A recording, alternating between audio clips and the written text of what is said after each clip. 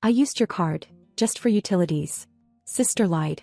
10 hours later my account was empty, $2,300 gone. Everything went to gifts for her golden 7-year-old daughter. A new iPad and expensive toys.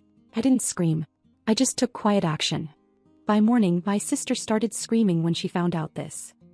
After this, I knew I'd never trust her again. Not as my sister, not as a friend, not even as someone I could leave in the same room with my purse. Something inside me snapped that day. Not loudly. Quietly, like when a door shuts for good and you don't even bother to look back. It started with her knocking on my door at 8:20 in the morning. I remember the time because I was halfway through my coffee and hadn't even sat down yet. Olivia said her card had been flagged for fraud, and the bank locked her out of her account. She didn't look panicked, more rehearsed. Like she'd already figured out exactly what to say before she got in the car. She told me she just needed to cover some urgent utility payments. Water, power, basic stuff. She said she'd be locked out of her apartment system if she didn't get them paid before noon. She even threw in something about late fees and how she couldn't risk it because her daughter was staying home that day. I didn't question it. I didn't even hesitate long enough to make her sweat. I just grabbed the card from the drawer. It wasn't my main card. I'm not that careless. But it was the one linked to my savings. My actual savings. The $2,300 I'd been building for emergencies, maybe even for a small used car down the line. She knew I'd been saving. She knew that money mattered to me.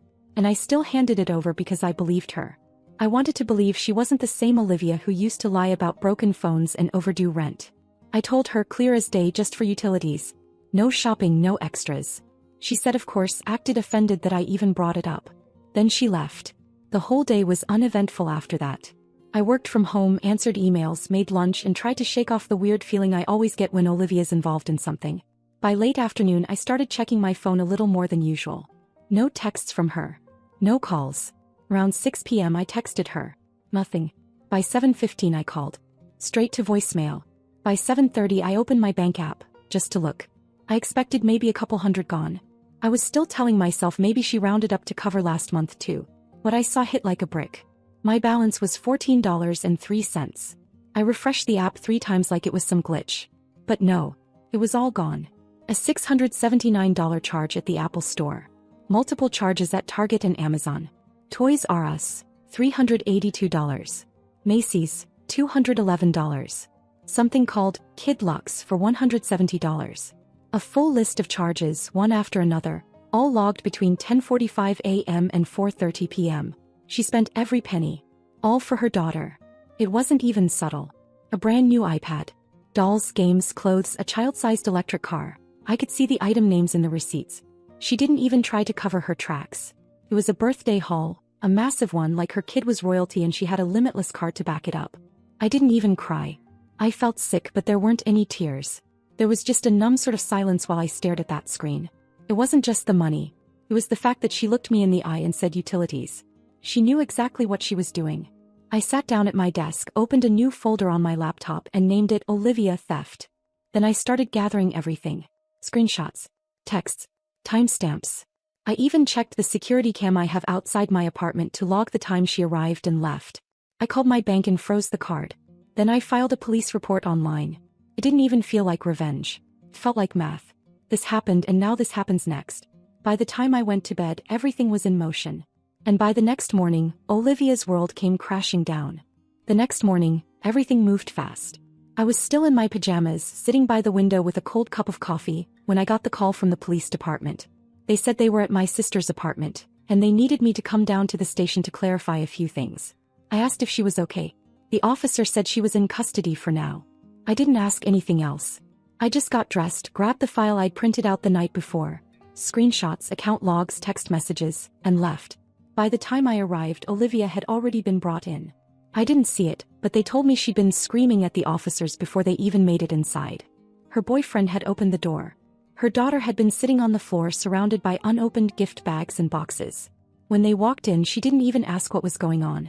She just started yelling, saying she didn't steal anything, that her sister gave her the card. Like that was going to change what she did with it.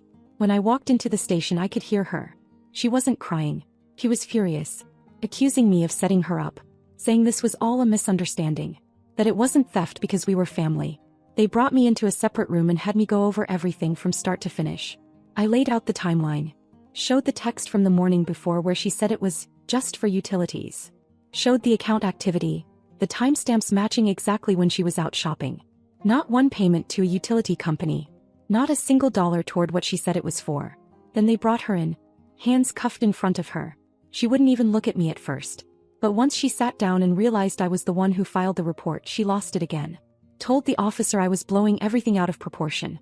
Told me she was going to pay me back. Told everyone it wasn't that serious. I didn't say much. Just listened. Because it wasn't about proving something anymore.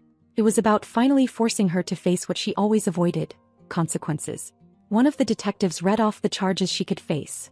Unauthorized use of a financial instrument, possible intent to defraud, depending on how things went with the returns. I could see the moment it hit her. Her whole face changed.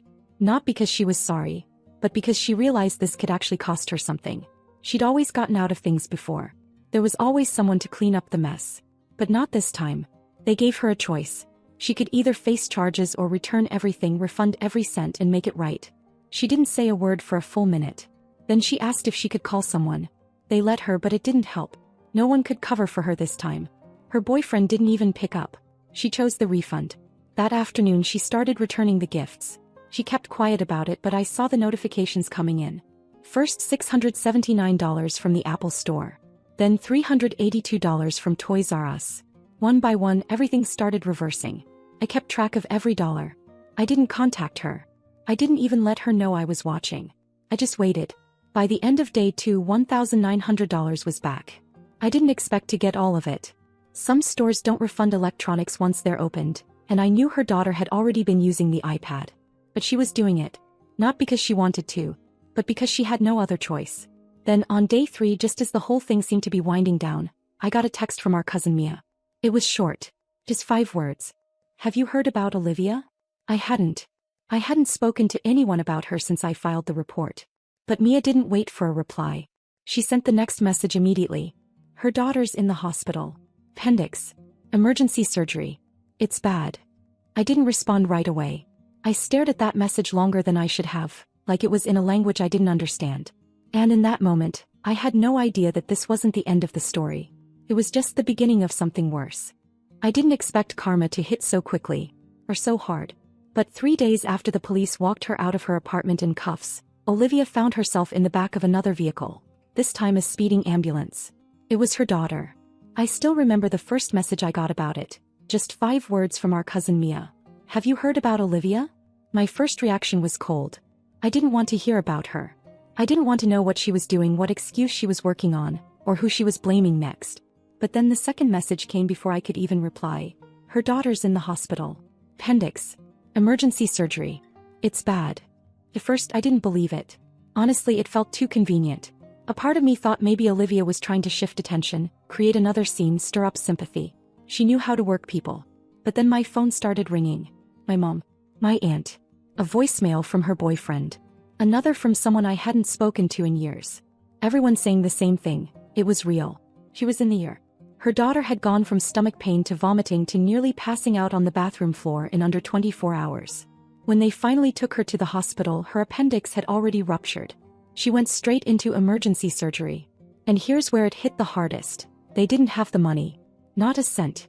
She had drained everything on that shopping spree. All the refunds were still pending. And she was locked out of her account while the fraud investigation was active.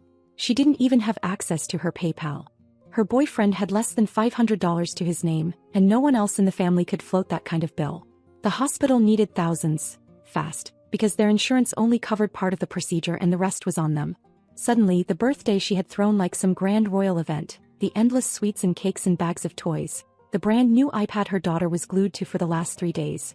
It all came crashing down into a single word no parent wants to hear. Surgery.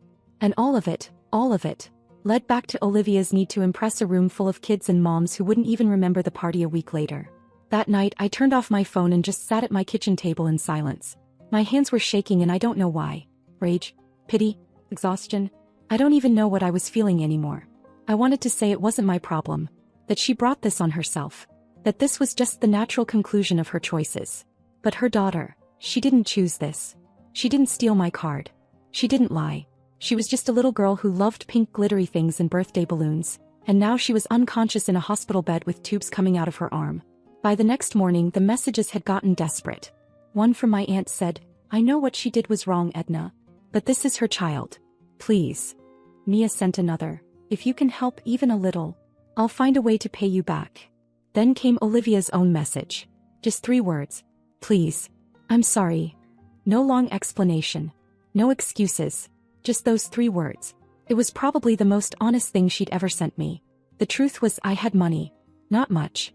Not anymore. But there was one account I hadn't touched. An emergency fund I kept buried in a small credit union. No debit card, no online access. I'd been feeding it for years. A little here, a little there. It wasn't supposed to be touched unless I lost my job or something happened to me. There was $7,400 in it. I went to the bank that morning and pulled out $7,000 in cash. The teller gave me a weird look when I asked for it all in bills, but I just nodded and said it was for medical costs. She didn't ask questions after that. I packed it into a white envelope, labeled it with her name. I kept $400 for myself, just enough for rent and groceries barely. I didn't call first. I didn't text. I just drove to the hospital and asked for her daughter by name. They brought me to a small waiting room, and there she was, Olivia, sitting by herself, hunched over, looking like someone had stolen the air out of her. She looked up and I don't know what she expected. Maybe me to slap her, maybe to walk right past her. But I just walked over and held out the envelope. She didn't even take it at first.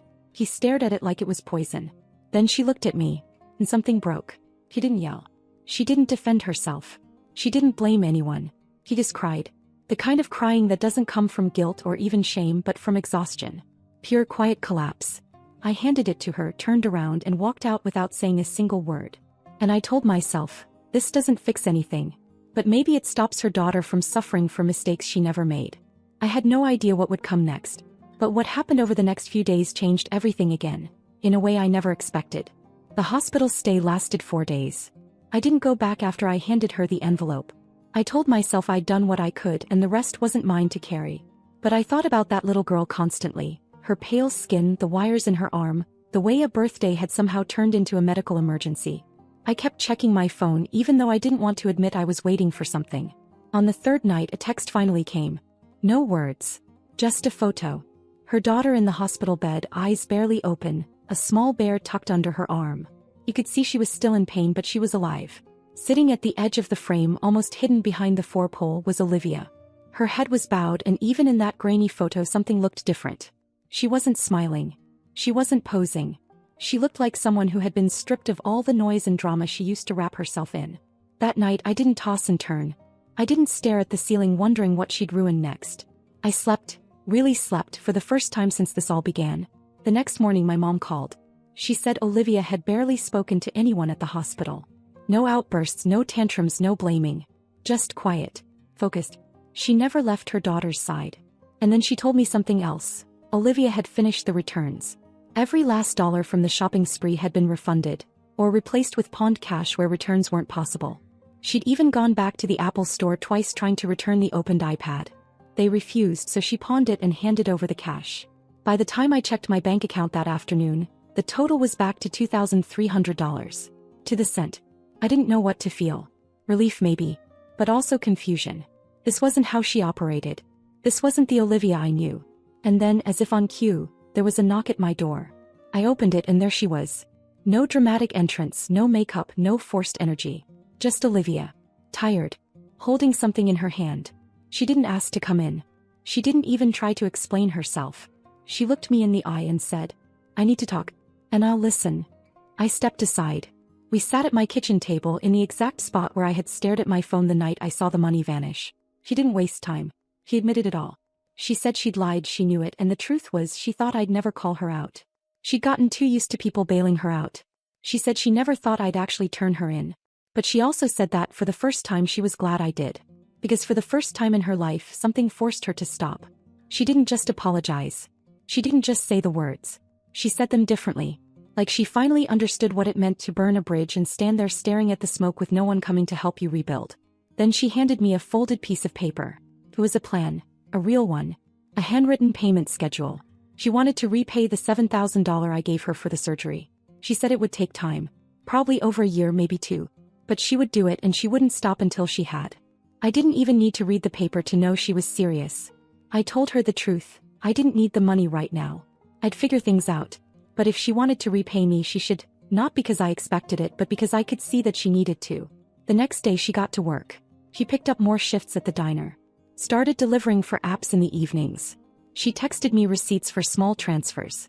Updates on her daughter's recovery. Photos from doctor visits. Not because I asked, because she wanted to. She wasn't trying to repair just the debt. She was repairing the damage. Quietly. One small, believable step at a time. And for the first time in years I started to believe maybe she really had changed. But there was still one more chapter left in all of this. And it started with a letter I got in the mail, with her handwriting on the envelope.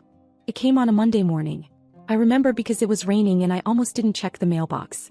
I'd been in the middle of cleaning out the fridge when I saw the postman walk past the window, and for some reason I felt like I should check. Mixed in with flyers and a couple bills was a plain white envelope. No return address. Just my name, written in that same familiar handwriting I hadn't seen in a long time, Olivia's. It wasn't dramatic or overdone like the cards she used to send for birthdays, the kind where she'd underline random words or add little hearts for flair. This was plain. Careful. Like she wanted to get it right. I stood in the kitchen holding it for a long time. I didn't open it right away. Part of me thought maybe she was going to ask for more help. Maybe she wanted to talk or explain or fix something else. I wasn't sure if I had it in me, but I opened it anyway. It wasn't what I expected. No begging. No dramatic apology.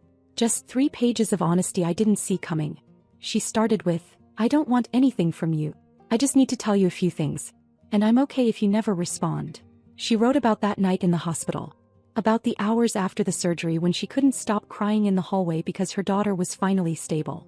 About how small she felt when she realized she had no one left to turn to but the same sister she'd betrayed days earlier. She said something inside her cracked. Not in a temporary panic-stricken way, but in a quiet, terrifying way where you realize you've been the villain in your own story for longer than you'd like to admit. She said she hadn't just lost my trust. She'd lost her own ability to even trust herself. The worst part of all, she wrote, was realizing that when she stole from me it didn't feel wrong. Not until it blew up in her face. That line hit me. It didn't feel wrong until it was too late. She talked about what it was like sitting in silence next to her daughter's hospital bed, how it forced her to finally face who she'd become. No distractions. No drama. Just the cold truth of everything she'd done to the people who had loved her most. Then she told me something I never thought I'd hear from her. She said she'd started seeing a counselor. A free one at a small community center not far from her apartment. Twice a week. She said she wasn't doing it to look good for anyone. She was doing it because she had to figure out why she kept choosing the most destructive option in every situation. Why she always pushed people away right when they were trying to help. Why lying came easier than asking for help. She said she was working on it. And she knew it would take time, probably a long time. But she wasn't running from it this time. At the end of the letter she wrote this. "I know I don't deserve to be trusted again and I'm not asking for that. What I am asking is that if you ever look back on this time, you remember that it changed me. For real. And that's because of you. You didn't scream. You didn't shame me. You just quietly did what was right. You showed me who I wasn't, and who I want to be from now on." She enclosed the last receipts. Final refunds, some small leftover cash from things she managed to sell, and a note that said she'd keep paying back the $7,000, no matter how long it took. She even included a simple spreadsheet, tracking what she'd already returned and what was left. The thing is, I didn't need the letter. I didn't need the receipts. Or the spreadsheet. But I sat there and read it all twice. Because something in her words didn't sound like Olivia the performer. It didn't sound like manipulation or emotional bait. It sounded like a person who finally broke through the surface after years of sinking. A few days later I got a small bank transfer. $150. Then $75 the week after. I never asked. She just sent them, labeled them all repayment. Sometimes I'd come home and find a coffee on my porch. No note, no knock. Just there. Waiting. She never tried to make it dramatic. She never said, "Look at me, I'm trying." She just did the work. Quietly, consistently for once. She even invited me to her daughter's post-op checkup. I went. We sat in the waiting room together, mostly in silence, but it wasn't tense. It was peaceful. And for the first time in years I didn't feel like I was bracing for the next storm. She wasn't perfect. She was still working things out. Still learning how to live without the chaos she used to need like oxygen. But she was trying. For real this time. And I realized something I hadn't expected. I no longer needed her to say sorry again. Because her actions were already doing that. More honestly than any words ever could. 6 months later, the quiet between us no longer felt like distance. It felt like respect. Olivia didn't fall off the map again. She didn't backslide into her old habits or make grand promises and then disappear. He just kept showing up. Not in loud, sweeping gestures, but in the steady kind of way I never thought she was capable of. Once a month I'd get a small bank notification. $120. $95. $60. Always labeled the same, repayment. I never asked for updates. He sent them anyway. Each transfer came with a short message, sometimes just a single word, thank you. She still worked 2 jobs. I knew she was barely scraping by, but I never once heard her complain. Her daughter was healthy again, back in school, growing fast. Olivia never spoiled her the same way after that. No more iPads. No more flashy birthdays. Instead, I saw photos of them at the park making crafts, baking. Real things. The kind of things that don't end up in shopping bags. She invited me to dinner one evening. Just the 3 of us. I hesitated, but I went. Her daughter ran up and hugged me like I hadn't been the person who once sent her mom to jail. She asked if I wanted to play cards. Olivia made a simple dinner, pasta and salad, and we sat around the table like nothing had ever gone wrong. Afterward, Olivia pulled me aside. She didn't cry. She didn't say sorry again. She just looked at me and said, "You saved her life. I don't care what anyone else remembers about that week. That's what I'll never forget." I didn't say much back. I didn't need to. Later that night, I walked home with a strange heaviness in my chest. Not pain. Not even sadness. Just the weight of everything we'd been through. The fact that somehow, after all of it, the theft, the arrest, the hospital, the begging, the letter, we were still standing here better than before. He still owed me over $5,000. And honestly, I didn't know if she'd ever finish paying it back. But at that point, it wasn't about the money. It was about the fact that she wasn't the same woman who had walked into my kitchen and lied to my face. She was different now. She respected me. She thanked me without needing to say it every time. She didn't try to use me anymore. She protected her daughter in a way she never had before. She wasn't perfect, but she was honest. That was enough. Me. I was still rebuilding my savings. Still working extra hours. Still saying no to a lot of things I wanted so I could stay afloat. But when I sat at my kitchen table at night, I didn't feel bitter. I didn't feel like a fool. I didn't feel taken advantage of. I felt like someone who had done the right thing even when it hurt. And in return, I got something back I never expected. My sister. The real one. The one I hadn't seen in years. And this time, I think she's here to stay.